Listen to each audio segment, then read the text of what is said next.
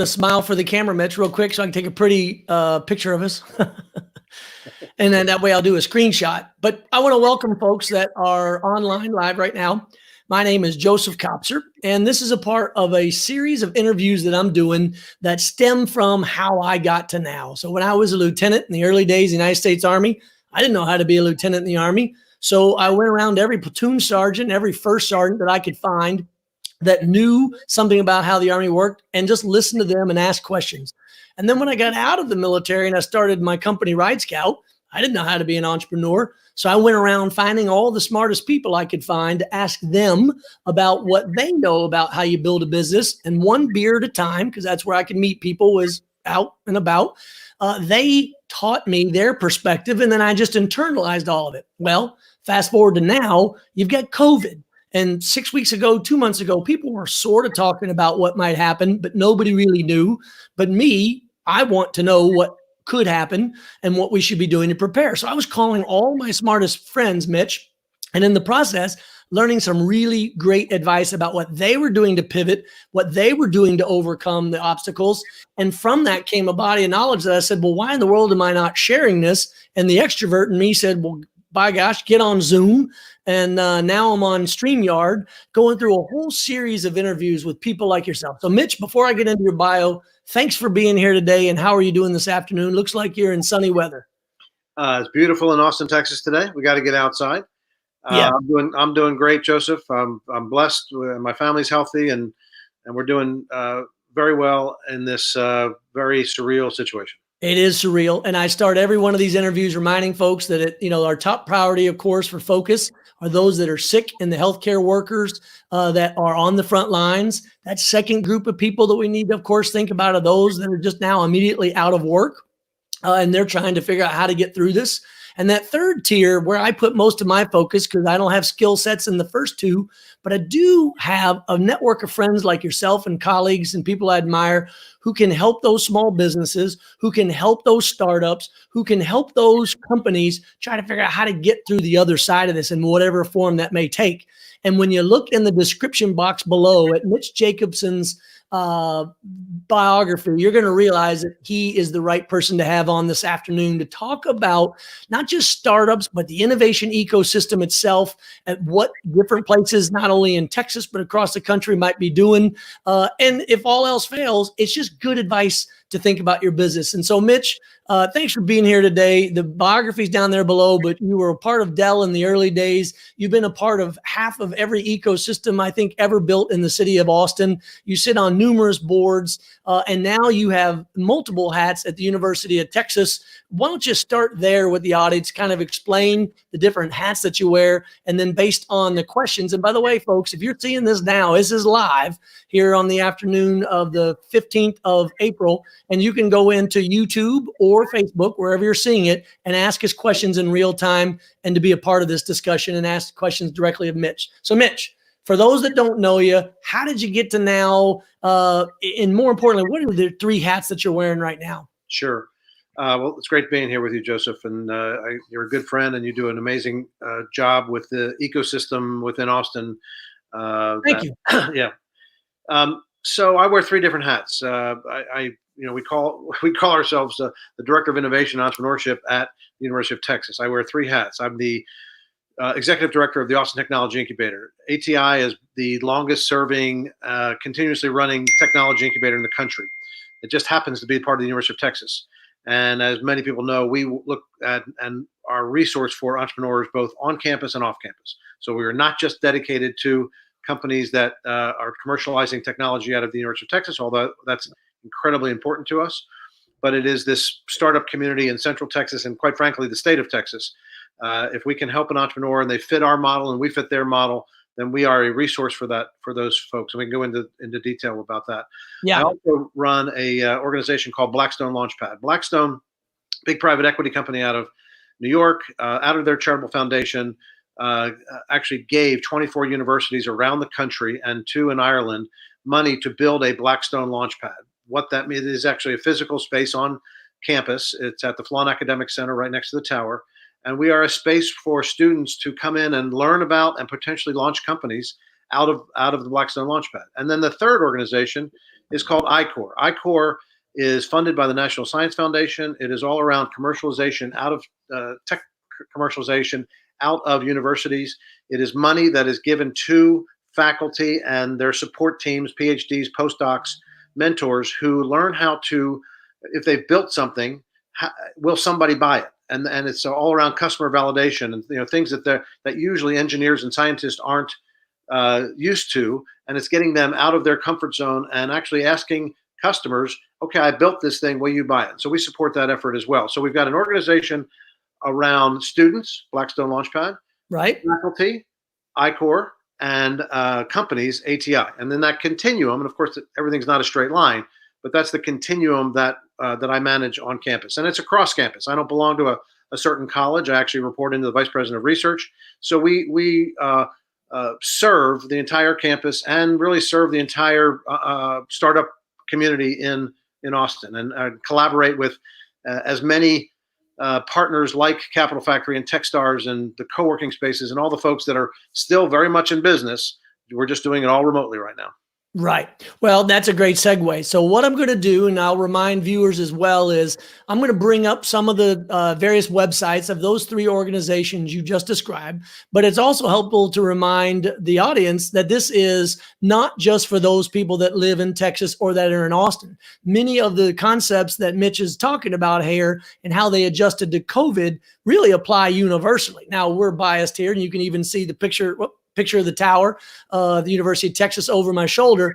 But it doesn't have to be limited to just that in our discussion. And Mitch, with your background, you've been there, done that in all different areas. So I don't think it needs to be. So which of those three do you want to start with? Or would you rather just talk big picture about what you're seeing in adaptation of COVID for either students, faculty, or companies? I'll let you take it from there. Yeah, I mean, I'll start at the university level. I mean, as everybody knows, all universities right now are remote. And so we are all students, staff, and faculty are getting used to operating via Zoom or other tools and platforms. And as far as students are concerned, this is, I've got two kids in college. They have to get used to remote learning, but it's not just remote learning. It is the idea of not being on a college campus, and that's part of being in college. Yeah, being with friends and all the other things that happen at college. So I think that's the most difficult thing that students have to adjust to for as long as we're going to be in this situation, and I suspect it'll be throughout the summer. I think the University of Texas has done a very good job at converting to this situation, and we as staff and faculty are trying our best to make students acclimate the best they can, and whether it's a class at a time or a student at a time. And I've talked to many students individually who are in very different situations, who are either back with their parents and working out of their parents' home, which has got to be a very different situation, especially if you're a senior and all of a sudden you're back with mom and dad, or a freshman who just got here and life has changed. For faculty and staff, it's we're still working. I'm working a full day. I get up and I take a shower and I go to my office, and life has not slowed down. In fact, I think it's gotten even busier, because I think we're all trying to really weigh in to students and faculty, but also on the other side of the business with ATI companies. And we've got some 22 companies in the Austin Technology Incubator right now. That's about the number that we keep in our portfolio before they graduate. And so we are working with them as deeply as possible to make sure they're in good shape. right. Most of them, thank God, are in good shape. They've either gotten funding prior to this whole situation, or if they're in funding, they're trying to close some funding, trying to take advantage of some of the government programs out there, which we can get to. You're showing the COVID page that we've put up on our ATI website. It's as many resources as possible, and this is interesting because I am getting flooded, and I'm sure everybody's getting flooded with so many resources that are available, whether it's from the city of Austin, the state of Texas, SBA, federal government. There's a lot of programs out there to take advantage of, and there's a lot of details that are involved. Plus, law firms and accounting firms and HR firms are doing a really good job at not only for their clients, but for the community in terms of their own websites and the resources that are at their websites, but also webinars. I've been a part of a number of webinars that the experts, and I am not an expert in COVID-19 resources by any means, but the experts explaining who and what can take advantage of what programs, because there is money out there. Some of it's easy, a lot of it's hard to go get, and some of you have to pay back, some of it you don't. There's a lot of criteria around it, but the good news is that there are a lot of programs to be taken advantage of. And as a entrepreneur and your team, you have to try to take advantage of this. Yeah. Well, it's shameless promotion for not just the University of Texas, but also this interview series. We talked to Professor Jim Nolan of the Department of Finance within inside of McCombs, and he helped in that interview break down the differences between the SBA loans, the PPP program, and all the different aspects of that color money. So if there's people that are interested in that, I encourage you to go back to our Medium site, and I'll link to that when I put it in LinkedIn. So we're almost already at the halfway point, if you can believe it here. We're already going past 10 minutes. So let's look at what else you're doing, either from the faculty standpoint or from the student standpoint. Which direction do you want to head? Well, two. We'll start with the students. So, in fact, I just got off a webinar that was headed up by our assistant director of Blackstone LaunchPad, Nina Ho. Nina put together with an organization called Second Day a webinar that we just got off of, which was about how to go find a job. So for students, it is, the job market light switch went from one of the best job markets in the world to one of the worst job markets in the world. So if you're graduating right now, or you're thinking about changing jobs, how do you go find a job? So that has been recorded. You can go onto the Blackstone LaunchPad website. I don't know if it's on there right now, but it will be. And it is a wonderful adaptation of, okay, this is how you went and found a job before COVID. Now, what do I do? And the different areas that you might be in. I mean, COVID, this virus is picking winners and losers. There are companies like Airbnb and Uber who all of a sudden can't operate or operate at a much lower level because of the physical activity there, versus a company like Pinterest, which is a online program, which was doing well before, but now people are at home and are utilizing Pinterest to a much greater extent than they were before. So, students have to go and find the companies that are going to be the winners, at least for the next 6 months, in this virtual reality that we find ourselves in. And then as far as faculty is concerned, we are, iCore is a program where we actually have regional and national training, and they are in person, usually, not now. So we will be having a regional training program for faculty, and our Southwest iCore program is not just the University of Texas at Austin. Our partners are in that are MD Anderson, Texas A&M, Rice University, and Texas Tech University. But we also will take faculty from any university that has tech transfer. So Texas State, Sam Houston State, it doesn't matter. If there is technology that needs to be commercialized, or you want to commercialize, I should say that, and you are interested in making a business out of this and understanding how to transfer technology from the research lab to the commercial space, this is a way to do it. And I don't have a date on this yet. We're just putting together possibilities of when this regional iCore program will actually take place, but it will be sometime in the summertime. It was going to be in Dallas this next month, but we're going to move it a little bit further down the road. But it will be online, and it's going to be the same training. It's just going to be online. Right. So let's talk a little bit more about that. The question that comes up in these interviews from either people emailing me before on LinkedIn or during the live chats is, what are the biggest opportunities? As you rightfully point out, for students graduating, I have a college senior right now.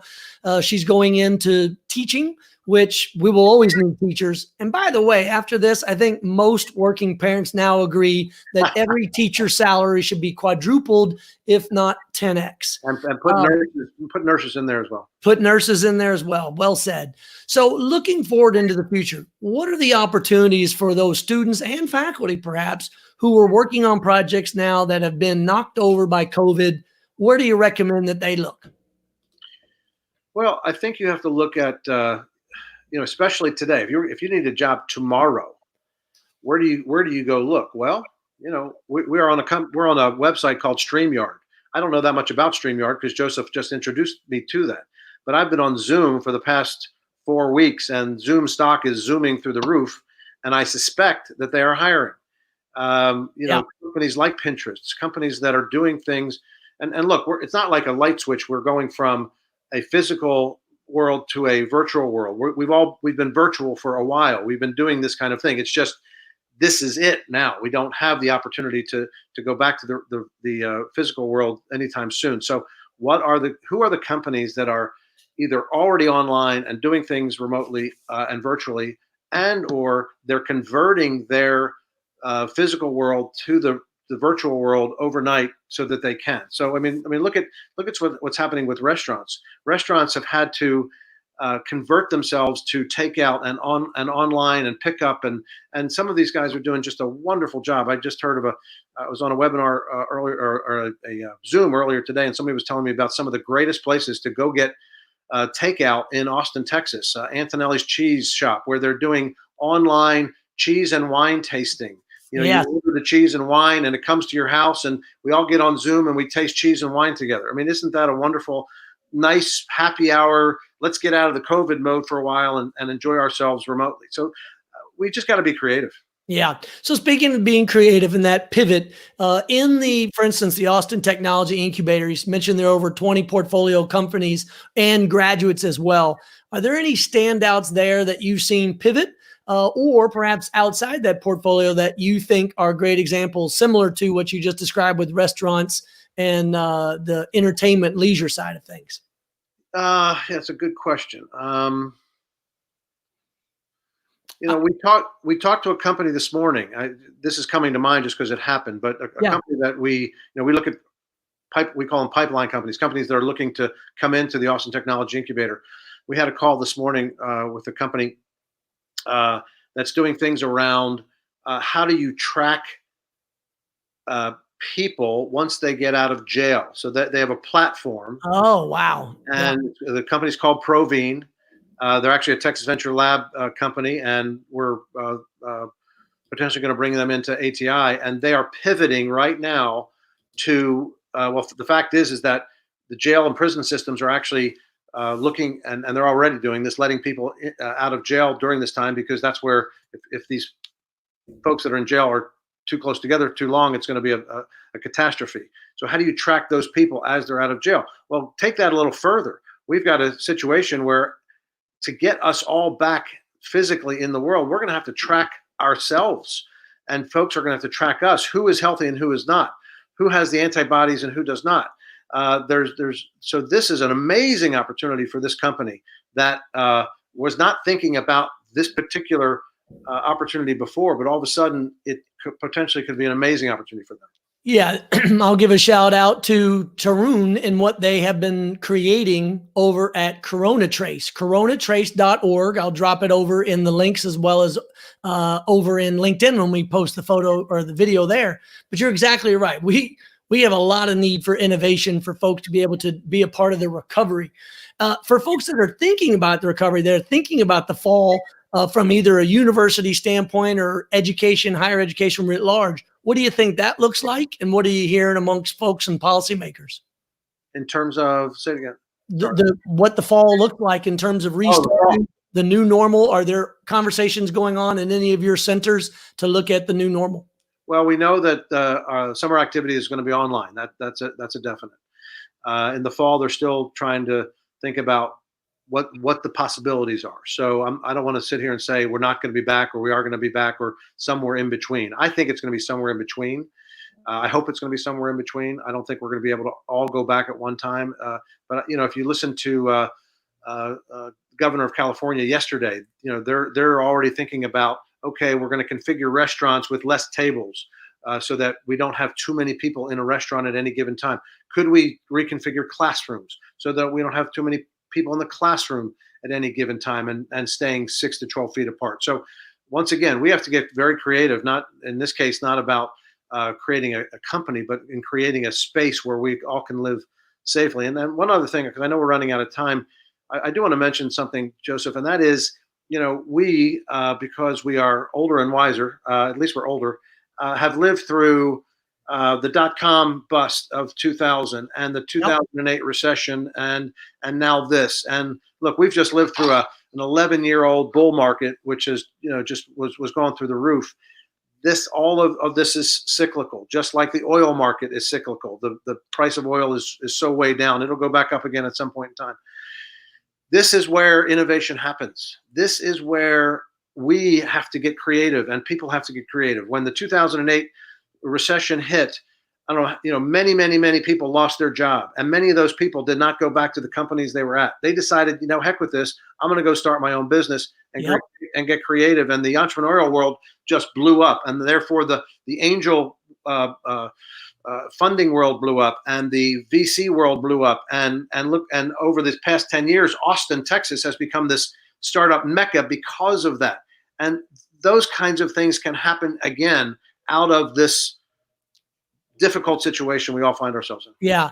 Well, so Steve Meyer brings up a great point that I want to highlight, which is when we were talking about Corona Trace and you were talking about the company that you were talking to, he asked, isn't this similar to what Google, Alphabet, and Apple were doing talking together? And I would say absolutely. And the best part of it, and you alluded to this, Mitch, which is in this post-COVID era, will there be more open source collaboration? Will there be more opportunities to work together? That's my first question. And then, kind of point to that. Andrew Collier says that he's sure that it's companies that assist in the digital transformation assistance also will serve well during this boom.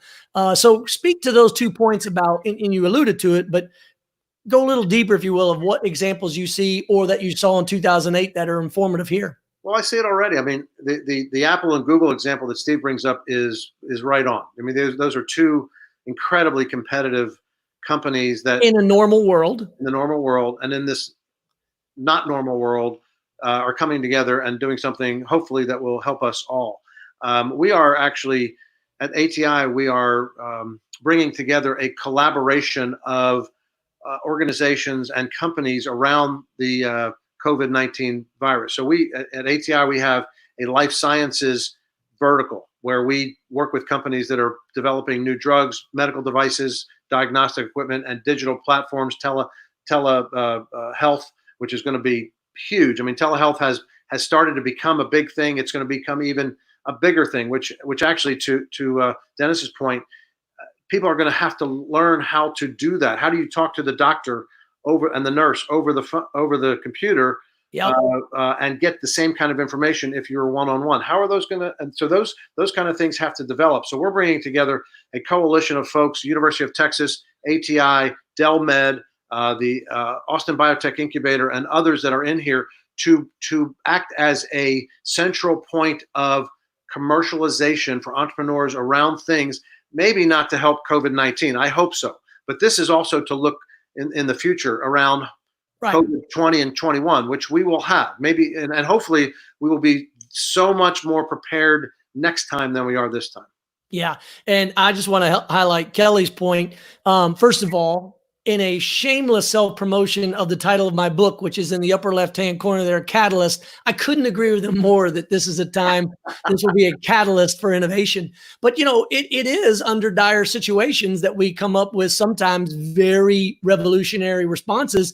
I love pointing out the book, How We Got to Now, which is now a documentary, 6-part documentary. And the first chapter is on clean. And it's on clean because modern cities until the late 1800s could never get past a certain size because they weren't clean places, between the manure from the horses in the streets to the sewers that didn't exist. In fact, it was so bad in Chicago that if you look around the spots near the river inside the loop, you can actually see where some of the buildings were lifted an entire story high by jacks and then new structure put on top of it so that the sewer would flow away from Lake Michigan into the river rather than flow into Lake Michigan, making everybody sick. So I couldn't agree with you more. Their history is full of those examples. So as we come near the end, we're already at the 25-minute mark or getting there. What did I not ask you that you wanted to share with those that are listening now live and then those that might follow on later?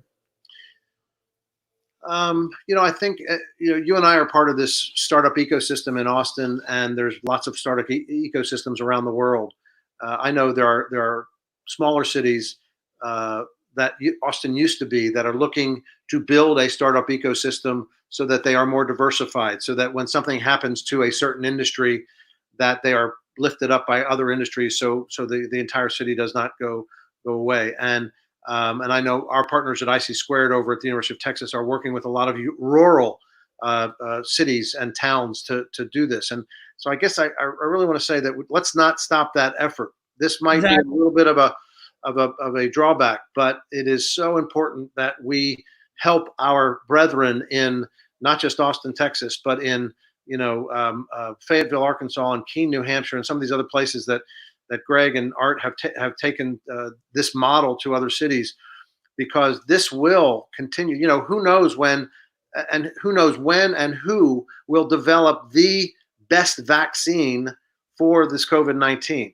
And I heard a doctor on television last night that said the fact is that so many people are working on this. So many people are working on this because maybe there's money to be made, but more importantly, we get out of this situation. So the fact that the world is working on this, it's not just the United States, it is happening around the world in terms of both vaccines and drugs and other opportunities, that we will get there, and hopefully we'll get there sooner than the 12 to 18 months that is the time frame that usually that people are talking about, how long this is going to take. Yeah, and I took the opportunity to bring in IC Squared. You gave a shout out there to Art and Greg and the work that they're doing. Yeah, and that is the neatest thing. When this many people simultaneously are focused on a singular problem, with the advantage of broadband and shared platforms and all the new tools that we have, I am absolutely optimistic that we're going to get to the end of this faster than we could have ever done in any previous decade.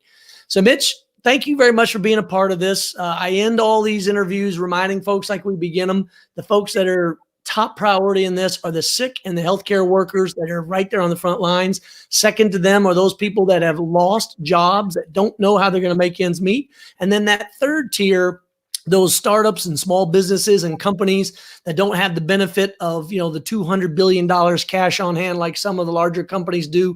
You've done a great service for them today. And I just want to, remind folks that you and ATI do all kinds of great stuff. In fact, Jody just asked right there, how many Austin folks keep informed about ATI events? And not just not how many, how may they? Well, I will recommend that you get on your mailing list, which I believe you can find on their website. Yep, Jody, go to our website, sign up for our mail list.